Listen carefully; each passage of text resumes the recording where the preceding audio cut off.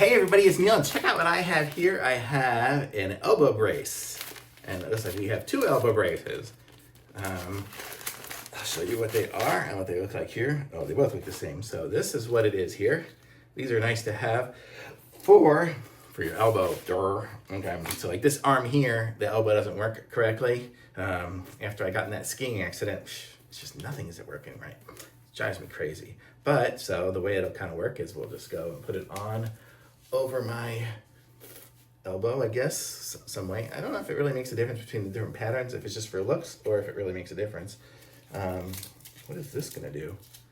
It's gonna stay on there, man, pretty good, but I guess this is gonna give me the ability to tighten it up if I really wanted to. Cut off all my circulation with that. But so there we go. So this will kind of hold it in place.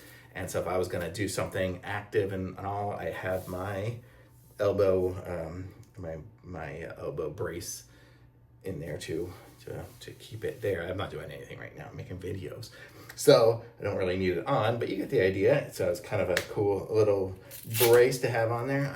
I don't even know if I want the strap on, or I could just do it really loose. It's not gonna fall off on me. What size do I have? Medium. So maybe that's why, because I have a medium. Maybe if I got a large or something, it would make more of a difference if I want it to be tighter so it doesn't fall off. But this isn't going anywhere. I could be playing tennis, doing anything. It's gonna stay on there. So it's nice. It's nice. It's like a compression kind of sleeve thing here. And so it's good. I kind of like this. So I've got two of them, and I'll be taking these along when I do my activities when my arm just isn't working right. So very cool. I like this. Thumbs up.